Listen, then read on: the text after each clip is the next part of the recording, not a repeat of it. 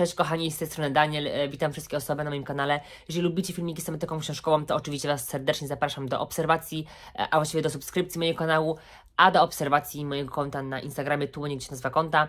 Tam Was oczywiście też zapraszam, a dzisiaj do Was przechodzę z książkami, które udało mi się przeczytać. Pierwszą książką, z którą do Was tutaj przyjdę, ta książka, o której już wcześniej wspominałem, mojej ulubionej autorki, właśnie Brianny Wiest. To jest książka Jak uzdrowić siebie, wydawnictwo Filia, więc tak mniej więcej wygląda ta książka. Mam nadzieję, że widać i światło nie odblaskuje. Więc tutaj sama autorka pokazuje nam różne przemyślenia, jak sama nazwa wskazuje, jak uzdrowić siebie. Mówi tutaj o uzdrowieniu siebie, o takim ponownym odnajdywaniu siebie w tym życiu i tak właściwie spojrzenie z perspektywy takiej, że jakbyśmy byli my sami, jakby nikogo nie było na świecie, czy my bylibyśmy sami z sobą w porządku, sami z sobą okej, z całą swoją samotnością lub czymkolwiek, czy czasem nie robimy coś dla kogoś, żeby kogoś zadowolić i tak dalej, czy nasze decyzje są naprawdę takie, że gdyby nikogo nie było, nikt by nie patrzył na to, co podejmujemy, co robimy w swoim życiu, co mamy i tak dalej, czy naprawdę byśmy robili pewne rzeczy, które robimy teraz, więc sama autorka też nam właśnie pokazała, że wiele rzeczy robimy pod kogoś, tak, żeby kogoś zadowolić, żeby kogoś uszczęśliwić, a niekoniecznie myślimy o nas samych, więc tutaj autorka też pokazuje, jak bardzo my sami jesteśmy ważni i nasze decyzje, i nieważne, że inni o nas będą coś mówić, ale to, co my czujemy, jest oczywiście najważniejsze. Część jest też podzielona na taką strefę coachingową, powiedzmy, i pokazana jest taka, powiedzmy, tak w skrócie opiszę, taka jakby oś czasu i pokazane jest mniej więcej, w którym etapie jesteś. Więc sama autorka później po przeczytaniu o tym, jak się uzdrowić, czym jest w ogóle uzdrowienie, że uzdrowienie nie jest czymś takim, wiecie, jednorazowym, że to jest taki długi etap, długi proces, przez który się przechodzi i tak dalej. I później pokazuje, czy rzeczywiście my jesteśmy na dobrej drodze, czy może jesteśmy na złej drodze, w którym miejscu jesteśmy i może rzeczywiście nam się wydawać, że nie jesteśmy w dobrym miejscu lub nie idziemy w dobrym kierunku. Więc rzeczywiście, może my już dużo przeszliśmy, może już zrobiliśmy jakiś pierwszy krok w celu uzdrowienia nas samych i może podejmujemy jakieś kroki codziennie, może już coś robiliśmy, może rzeczywiście to nam się wydaje, że nie jesteśmy na dobrej drodze, albo że nawet w ogóle nie zaczęliśmy, a już naprawdę zrobiliśmy całkiem dużo i pracujemy nad sobą i ona nam właśnie pokazuje, w którym miejscu my byliśmy i takie oznaki, że coś już zrobiliśmy, że coś nam się udało, przez pewne rzeczy przejść i tak dalej, więc to jest fajna książka, jeżeli mam oczywiście polecać w kolejności, bo są 3 książki Brianny Wiest, przynajmniej na razie w Polsce, więc to jest książka chyba Jak lepiej myśleć o sobie i to raczej polecam jako pierwszą książkę, jeżeli chcielibyśmy się zaznajomić w ogóle z rozwojówkami i tak dalej. Drugą książkę 101 lekcji, które zmienią Twój sposób myślenia, też od tej samej autorki, no i oczywiście trzecia książka Jak uzdrowić siebie i mi się wydaje, że rzeczywiście ta książka oraz 101 lekcji to dla mnie były najlepsze książki, najwięcej mogłem z nich wyciągnąć, bardzo takie merytoryczne, napchane wiedzą, więc naprawdę mi się mega podobały, aczkolwiek też były takie, wiecie, motywujące i ta książka rzeczywiście jest dla osób, które są w dołku, czy też właściwie nie tylko w dołku, bo to nie jest tak, że ta książka jest tylko dla osób, które sobie gdzieś nie radzą w swoim życiu, gdzieś tam nie potrafią się odnaleźć, ale też dla takich osób, które chcą gdzieś pracować nad swoimi może jakimiś słabościami, czy też w ogóle pracować nad sobą, czy taki nieustanny też rozwój, że w życiu nie liczy się to, co też myślą o nas inni ludzie, tylko w życiu liczy się to, co my myślimy o nas samych, więc nieważne, że, tam było też pokazane, że nieważne, że będziemy mieli nawet na przykład, nie wiem, osobę, która nas pokocha, to nieważne jak ona bardzo nas pokocha, to my musimy też sami jakby pokochać siebie i jakby ta druga osoba nie sprawi, że my zaakceptujemy, nie wiem, nasze ciało, czy cokolwiek innego, więc my musimy też włożyć właśnie naszą pracę, bo to, co my myślimy o nas samych, to nikt za nas tej pracy jakby nie zrobi, wiecie o co chodzi, że ktoś może przyjść, nie wiem, być z nami i tak dalej, ale nikt nie włoży takiej pracy, to co my myślimy o sobie. Autorka nam też to pokazuje, że możemy być absolutnie samotni, ale też nie czuć się sami, w sensie wiecie o co chodzi, mieć też takie dobre poczucie naszej samotności, że możemy czas spędzić sami, możemy pójść, nie wiem, sami do kina, sami, nie wiem, gdzieś pójść coś zjeść lub cokolwiek, niekoniecznie musimy pójść z drugą osobą, bo oczywiście każdy myśli, że wyjście samemu to jest takie dziwne, że zawsze trzeba gdzieś pójść z kimś, tak dalej, więc ten czas sam na sam, z samym sobą pozwala nam też wgłębić się w ogóle w nas samych, zastanowić się w ogóle, co my czujemy, co my chcemy w naszym życiu, i więc czasami taka trochę chwila samotności też nam w tym całym pędzie pozwala trochę bardziej poznać nas samych. Więc można powiedzieć, że pierwsza część to była oczywiście taka bardzo o uzdrowieniu. Książka bardzo też jest taka motywująca i dająca nadzieję. Więc nagła jakaś strata, czy strata bliskiej osoby, czy jakaś śmierć, czy kłopoty z pracą, czy jakieś inne problemy, więc te problemy też zaburzają nasze widzenie takiej naszej przyszłości. I często tak mamy, że jeżeli coś nieprzyjemnego nas właśnie spotka, nie wiem, raz, drugi, trzeci, czwarty lub kilka tych rzeczy się nałoży, to rzeczywiście mamy taką wizję przyszłości, taką czarną wizję przyszłości i już nie wierzymy, że coś nas dobrego spotka. I tutaj autorka też daje nam taką, powiedzmy, nutkę pokrzepienia, że mówi, że my już coś tam pogrzebaliśmy, naszą szansę, że nie wiem, my sobie powiemy, że już nigdy czegoś nie osiągniemy, już byliśmy, nie wiem, za starzy, żeby to zrobić, że nigdy absolutnie nie możemy tak myśleć. Sam autor to mówi, prawdziwe uzdrowienie polega na wyrwaniu się z głębokiej nieświadomości, wyzwoleniu istoty, w którą się przeistoczyliśmy i świadomym poskładaniu w jedną całość prawdy o tym, kim mieliśmy się stać. No i na przykład tu jest dużo ciekawych rozdziałów. Na początku zaczynamy w ogóle, co to jest uzdrowienie, jak dążyć do samouzdrowienia, i tak dalej, a później koniec jest taki troszeczkę, mówię, coachingowy, trochę taki motywujący, pokrzepiający, więc chyba coś, co ludzie chcieliby usłyszeć w jakiejkolwiek sytuacji, niekoniecznie czy ktoś jest na takim typowym dołku, czy ktoś nie, czy ktoś ma jakiś taki aspekt, kilka aspektów, które chciałby naprawić w swoim życiu, czy nie wiem, jakieś relacje z bliskimi, czy cokolwiek, czy nawet swoją samoakceptację i tak dalej, więc tu jest naprawdę wiele rzeczy, które każdy może wziąć do siebie. Właściwie to jest takie bardzo uniwersalne, jest naprawdę dla każdego, nawet jeżeli ktoś czytał dużo rozwojówek, to też jest dla takiej osoby, jeżeli ktoś w ogóle nie czytał, to też polecam taką książkę, chociaż najpierw bym chyba polecał od jak lepiej myśleć o sobie. Czy jakoś tak, też od tej samej autorki, więc najpierw polecam to, a dopiero później przeczytać to, aczkolwiek jeżeli czytacie w innej kolejności, to też kilka rzeczy się trochę powtarza, szczególnie te rzeczy takie coachingowe, trochę powtarzają się i są powielane z tych kilku książek, więc to nie jest tak, że tam 100% jest nowości. Powiedzmy o samym uzdrowieniu, połowa tej książki rzeczywiście jest nowe rzeczy, ale kilka rzeczy jest troszeczkę zaciągniętych z tamtych książek, takie, które są adekwatne i pasują do różnych sytuacji, bo nie każdy też czytał wszystkie książki od autorki.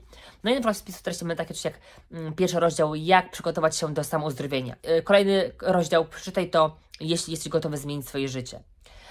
Kolejny, w tym roku odetnij się od osób, które nie są gotowe Cię pokochać, więc to jest też ważne, żeby po prostu myśleć o sobie i nie w taki sposób, że zadowalać ludzi i zawsze też mieć, dużo też osób ma taki problem, że nie robi coś dla siebie, tylko zadowala inne osoby i próbuje zawsze zadowolić inne osoby, nieważne czy to są rodzice, czy to są przyjaciele, nie stawiają siebie na pierwszym miejscu, czasami decyzje mogą podejmować i podejmują nie względem właśnie względem siebie, względem to, co my chcemy, co nam się podoba, co my potrzebujemy, bo nikt za nas życia nie przeżyje i nasze życie i to, co my myślimy, to, co my czujemy, jest bardzo ważne. Przede wszystkim też jest ważne to, żeby mówić głośno o swoich uczuciach, nie ukrywać ich i tak dalej, żeby mówić otwarcie o swoich uczuciach, naprawdę też dużo zmienia.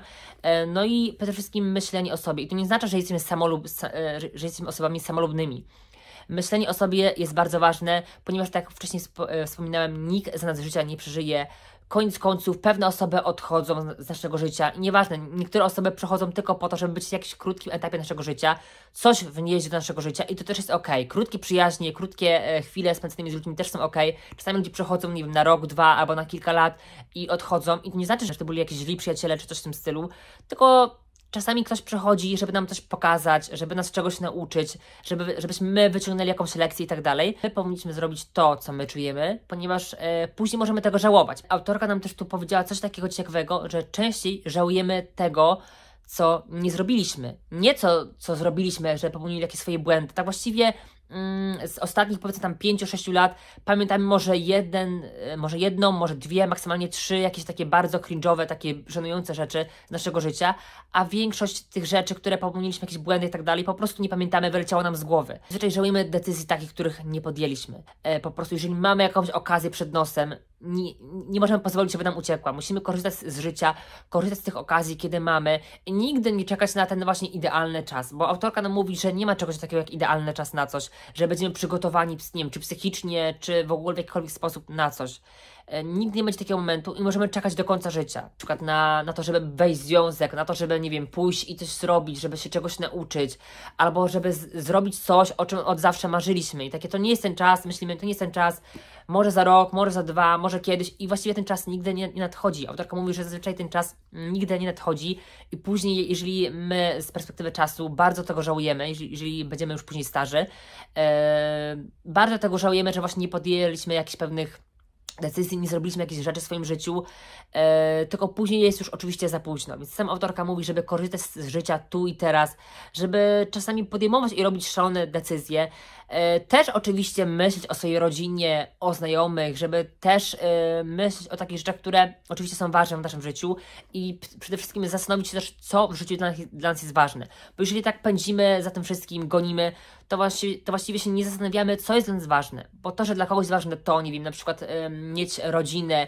mieć dzieci, wejść w związek, tak dalej, to niekoniecznie będzie coś, co jest takie, powiedzmy, potencjalne, dobre dla wszystkich i jest takim drogą, powiedzmy, taką, którą generalnie powinien mieć każdy i pójść każdy, może dla Ciebie niekoniecznie będzie taka droga dobra. Może Ty po prostu nie chcesz mieć na przykład dzieci.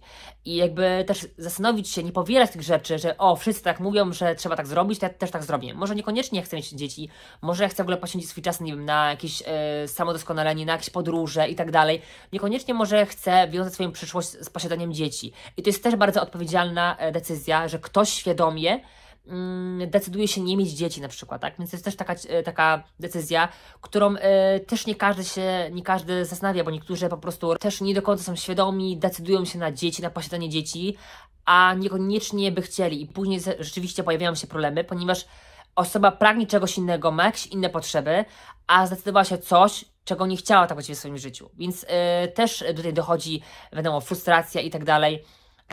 Więc dążmy do tego, co my byśmy chcieli robić w życiu. Nie słuchajmy się czyichś jakichś, wiecie, złotych rad i tak dalej. Patrzmy na to, co my byśmy chcieli, patrzmy na nasze pasje. Jeżeli coś wydaje się nawet szalone, ale my to chcemy, to zróbmy to. Wiecie, nigdy nie jest za późno, żeby coś zacząć robić. Więc jeżeli mamy, powiedzmy, nie wiem, 20 parę lat, 30 lat i mówimy sobie, że jest za późno, albo to nie jest ten czas, żeby zrobić to, żeby zrobić tamto, to powinniśmy to zrobić. Powinniśmy po prostu na przekór temu wszystkiemu wziąć się w garść i zacząć coś robić, to, co my byśmy chcieli robić. Jeżeli mamy jakiś pomysł, powiedzmy, mamy jakieś marzenie, mamy jakieś takie cele do zrealizowania, jeżeli mamy takie coś, to nie czekajmy. A właściwie, kiedy nie mamy jakichś stricte może pasji, może jakichś marzeń, jakichś celów i tak dalej, to nie jest absolutnie to, że my ich nie mamy i tyle. Powinniśmy szukać takiego w ogóle celu w życiu, tak mi się przynajmniej wydaje, już abstrahując od tej książki, celu takiego w życiu, szukać jakiejś pasji, jakichś swoich marzeń, żebyśmy mieli taką, wiecie, swoją, powiedzmy, zajawkę, żebyśmy mieli taki swój czas spędzony dla siebie, żebyśmy potrafili też spędzić czas sami. Właśnie dużo osób nie potrafi w ogóle czuje się źle ze samotnością, nie potrafi w ogóle w tej samotności być. To nie chodzi, że trzeba być, nie chodzi autorce i też mi, że trzeba być samym przez całe życie. To też absolutnie nie chodzi o to. Ale wsłuchać się właśnie w siebie w tej samotności, pobyć czasami sam, wiecie, też kontakt z naturą i tak dalej też jest bardzo ważny. Autorka tutaj też właśnie wspominała, że kontakt z naturą też jest bardzo ważny, żeby czasami pójść i nawet gdzieś samemu spędzić kilka godzin sam na sam, czy nawet, nie wiem, poczytać książkę, czy po prostu, nawet taką rozwojówkę na przykład jak tą i po prostu pomyśleć nad swoim życiem, pomyśleć nad sobą, nad tym, czego się chce w życiu, co w swoim życiu może chcemy poprawić, czego nam brakuje i tak dalej, bo też autorka mówiła, że uciekanie jakieś, wiecie, w pracoholizm i tak dalej, żeby uciekać od swoich problemów, to też nie jest dobre, bo tak właściwie nie mamy tego czasu, jeżeli uciekamy w ten pracoholizm, nie mamy tego czasu, żeby zastanowić się, czego tak właściwie potrzebujemy, co tak właściwie, od czego próbujemy uciec. Bo cały czas uciekamy, wiecie, no w tym przypadku akurat w pracę, bo też autorka o tym mówiła, że uciekamy w pracoholizm, właśnie w jakąś tam pracę i tak dalej, bo chcemy od czegoś uciec, więc czas sam ze sobą, nie mówię, że on musi być jakiś długi i tak dalej, też jest ważne, żeby właśnie wsłuchać się w siebie, w to, czego potrzebujemy i tak dalej, otworzyć się też do ludzi, nie tylko, że wiecie, mieliśmy jakieś, powiedzmy, nie wiem, osoba bliska nam zmarła, albo mieliśmy na przykład z kim zerwaliśmy i tak dalej, to już nie jest koniec świata. Więc okej, to może być dla nas trudne i powinniśmy sobie pozwolić na odczuwanie tych emocji. Czyli jeżeli, nie wiem, straciliśmy kogoś, straciliśmy jakąś pracę, czy to się nie udało, ponieśliśmy jakąś porażkę, to autorka mówi, żeby pozwolić sobie przeżywać te emocje, żeby nie dusić w sobie. I jeżeli ktoś mówi, że absolutnie nie czuje nic i jest absolutnie okej po tym, że nie wiem, po zerwaniu czy po czymkolwiek, to nie powinien te emocje dusić w sobie, tylko powinien te emocje właśnie pozwolić sobie przede wszystkim odczuwać. Więc kolejną rzeczą też jest, że autorka nam tu pokazuje, że warto odpuszczać i siła odpuszczania naprawdę jest ważna. Warto po prostu kurczowo nie trzymać się jakichś, nie wiem, jakichś kierunków, jakichś rzeczy, które nam ewidentnie nie służą. My często mamy tak, że po prostu, no, powiedzmy, nie chcemy się poddawać, więc robimy coś, nie wiem, cokolwiek, już mniejsza o to, co robimy, ale idziemy w jakimś kierunku, uczymy się czegoś, podejmujemy jakieś działania w jakimś kierunku, coś chcemy zrobić, czy utrzymujemy jakoś kontakty z jakąś osobą, może z jakimś, nie wiem, partnerem, partnerką, może z przyjaciółką na przykład i często próbujemy to trzymać na siłę. To już wiemy, z jednej strony my gdzieś w środku wiemy, że to już gdzieś rozpadło, że to nie ma racji bytu, że to nie jest dla nas, że trzymamy się kurczowo rzeczy, które nie są dla nas i my gdzieś w środku wiemy, że to nie jest dla nas. My w środku wiemy, że to nie jest dla nas, że to nam nie służy, że czasami czujemy się źle, bo nawet, nie wiem, te znajomości, czy nawet te osoby, które są z nami przyjaciółmi, na przykład nie służą nam, ciągną nas w dół, ale my cały czas kurczowo się trzymamy czegoś, bo czasami lepiej mieć coś, niż nie mieć niczego. Więc to nie jest dobre i nie warto trzymać się kurczowo tych rzeczy. Warto odpuszczać. Czasami warto odpuszczać, nie przejmować się opiniami innych ludzi. Czasami warto odpuszczać jakieś przyjaźnie, jakieś rzeczy, które nas po prostu ciągną w dół i absolutnie nie są dla nas dobre.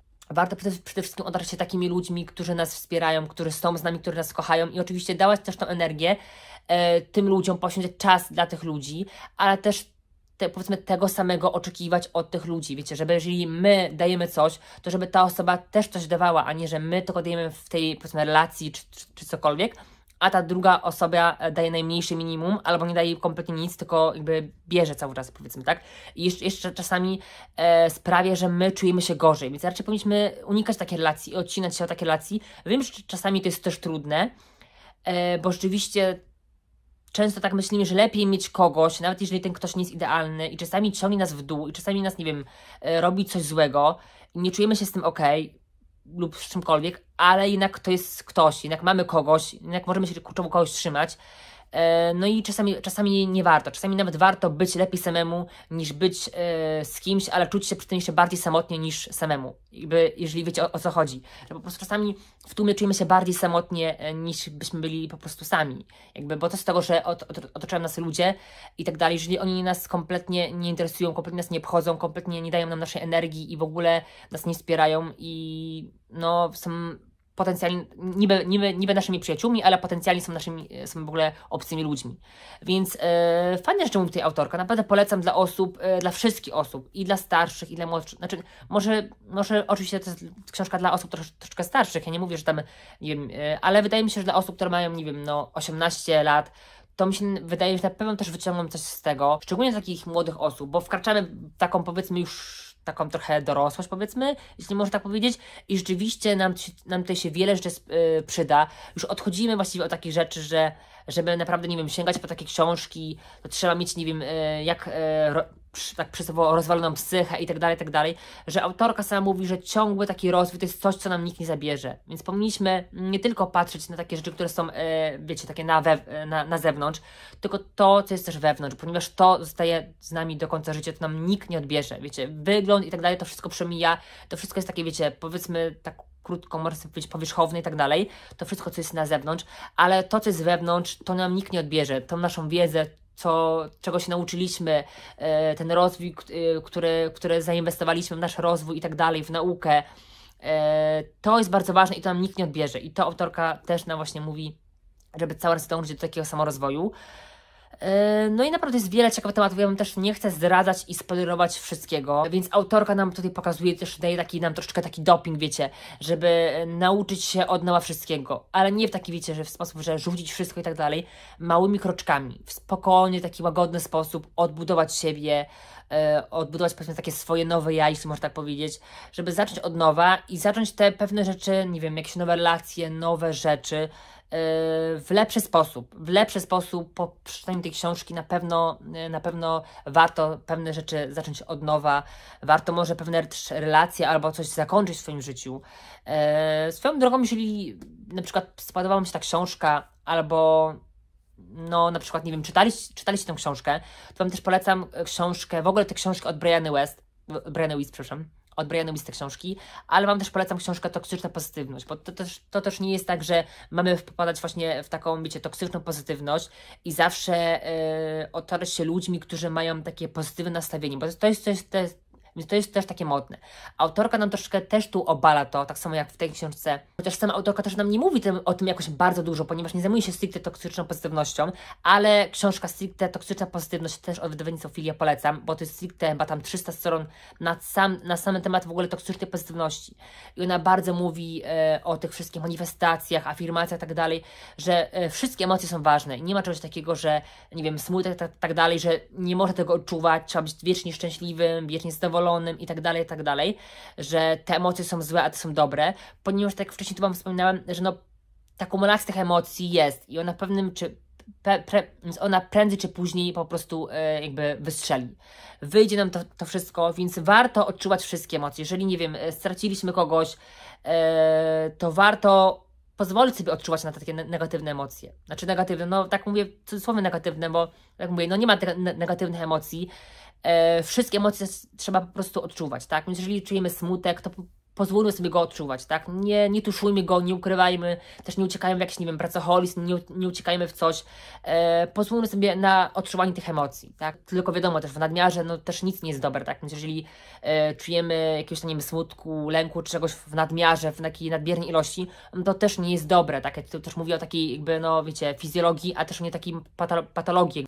Aha, i jeszcze wam muszę powiedzieć, że taka też ciekawostka, bo czasami ta właśnie autorka mówi nam o czymś, co jest takie wiecie, dość nieoczywiste, tak? Bo słyszymy na przykład takie coś jak, chociaż nie było w tej książce, było w jej pierwszej książce, ale też takie coś właśnie było, że najpierw ludzie mówią, że najpierw trzeba pokochać siebie, żeby inna osoba mogła pokochać nas i tak dalej. A ona, ta autorka, mówiła, że niekoniecznie najpierw musimy pokochać siebie, żeby wejść dopiero w jakikolwiek związek, wiecie o co chodzi. Więc to jest też ciekawe, ona poruszała i rozszerzała ten wątek, już nie powiem dokładnie co w tym wątku opowiadała, bo to było w pierwszej książce, którą czytałem, ale też wam mega polecam. Więc tu jest też dużo takich motywujących, coachingowych rozdziałów, o których mówiłem. Jest tu na przykład też takie coś, że autorka nas motywuje, że jeżeli gdzieś ugrzęznęliśmy, jeżeli gdzieś jesteśmy w pewnym punkcie, takim martwym punkcie, nie potrafimy dalej przejść i tak dalej i czujemy, że coś nas zatrzymuje, to też popatrzmy trochę wstecz, doceńmy te rzeczy, które przeszliśmy. Czyli na przykład, nie wiem, coś, co kiedyś dla nas było tragiczne i było dla nas nie do przejścia, nie potrafiliśmy tego zrobić i mieliśmy z tym problem, udało nam się przez to przejść.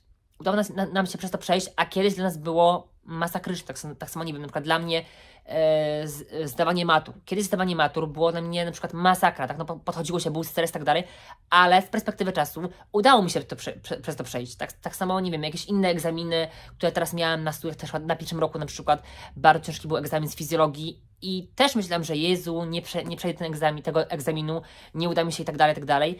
Miałam też właśnie z niego poprawkę.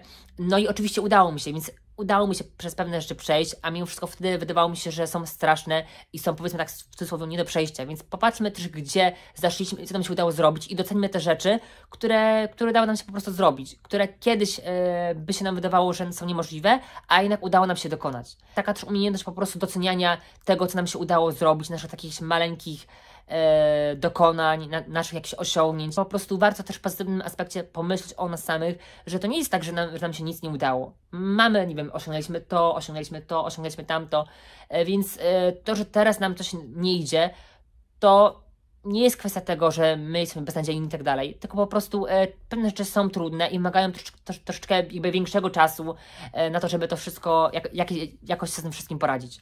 więc ogólnie nie będę wam więcej spoilerował. Naprawdę jest tu dużo ciekawych rozdziałów, które wam mega polecam przeczytać. Naprawdę mi się to fajnie czytało. Też styl pisania jest fajny. Oczywiście, tak mówię, czasami jest trochę tego coachingu, takiego bardziej pod koniec książki, ale mi się wydaje, że wiecie, jakby książka mogła mieć 150 stron, bo ona ma 300 stron na przykład, tak? I mogłaby mieć 150 stron.